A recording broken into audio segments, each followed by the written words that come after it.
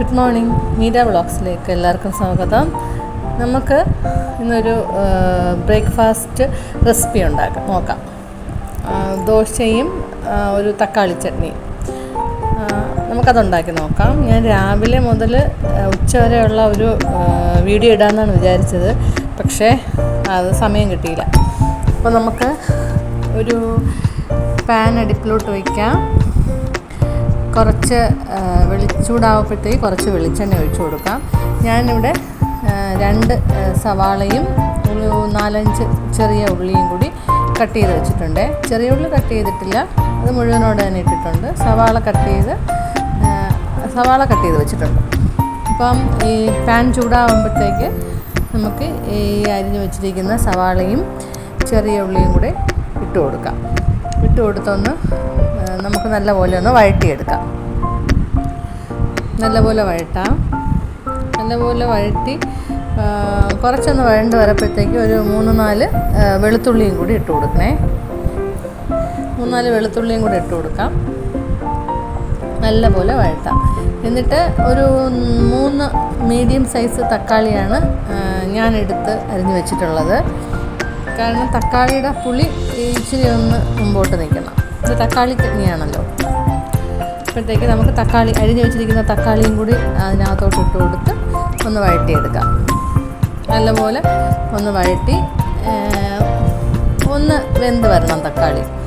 എന്നിട്ട് അതിനകത്തോട്ട് നമുക്ക് ഇച്ചിരി മുളക് പൊടി, 1 സ്പൂൺ മുളക് പൊടിയും കൂടെ ചേർത്ത് ഇളക്കാം.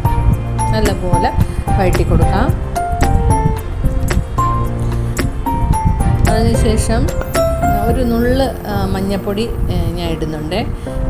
ഒരു നുള്ള് മഞ്ഞൾപ്പൊടി ഇട്ടാൽ മതി, അല്ലെങ്കിൽ ഈ മുളക് പൊടിയുടെ റെഡ് കളർ മാത്രം ഇങ്ങനെ നിൽക്കും. ഇച്ചിരി മഞ്ഞയും കൂടി ഇട്ടാൽ ഇച്ചിരി ഒരു കളർ വ്യത്യാസം വരും.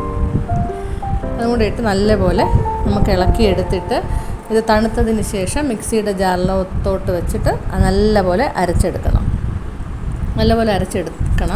അതിന് ശേഷം നമുക്ക് മറ്റൊരു പാൻ അടുപ്പിലോട്ട് വെച്ചതിന് ശേഷം ഇച്ചിരി വെളിച്ചെണ്ണ ഒഴിച്ചു കൊടുക്കാം.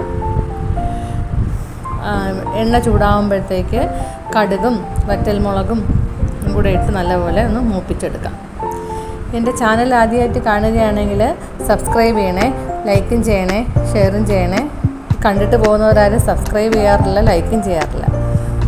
ഇതൊക്കെ ഒന്ന് ചെയ്തേക്കണേ, എങ്കിലേ എനിക്ക് മുന്നോട്ട് പോകാൻ പറ്റൂ. എന്നിട്ട് കുറച്ച് കറിവേപ്പിലയും കൂടെ നമുക്ക് ഇട്ട് കൊടുക്കാം. കറിവേപ്പിലയും കൂടെ ഇട്ട് നല്ലപോലെ ഒന്ന് കടുകെല്ലാം പൊട്ടി വരപ്പോഴത്തേക്ക് നമ്മൾ ഈ അരച്ച് വെച്ചിരിക്കുന്ന കൂട്ട് ഇതിനകത്തോട്ട് ഒഴിച്ചു കൊടുക്കാം. എന്നിട്ട് ആവശ്യത്തിന് നമുക്ക് വെള്ളവും കൂടി ചേർത്ത് കൊടുക്കാം. ഓരോരുത്തരുടെ കട്ടി അനുസരിച്ച്, അതായത് ഒത്തിരി ലൂസ് ആവണ്ടെങ്കിൽ അത് മതി. ഞാൻ ഇച്ചിരി കൂടെ വെള്ളം ഒഴിച്ചിട്ടുണ്ട്.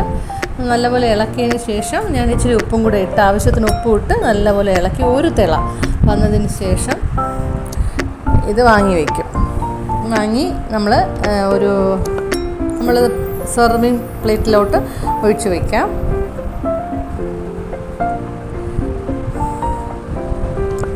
ഒഴിച്ചു വെച്ചതിന് ശേഷം കുറച്ച് കറിവേപ്പിലയും കൂടി അതിൻ്റെ മേളിലോട്ടൊന്ന് ഇട്ടിരുന്നാൽ നല്ലൊരു മണമെല്ലാം കിട്ടും.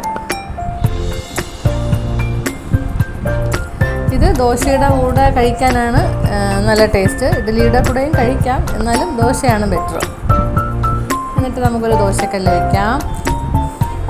ചൂടായതിന് ശേഷം നമുക്ക് മാവ് ഒഴിച്ച് നല്ലപോലെ പരത്തി ഇച്ചിരി നെയ്യും കൂടി ഒഴിച്ചെടുക്കാം. നെയ്യും കൂടി ഒഴിച്ച് ഒന്ന് മൂപ്പിച്ചെടുത്ത്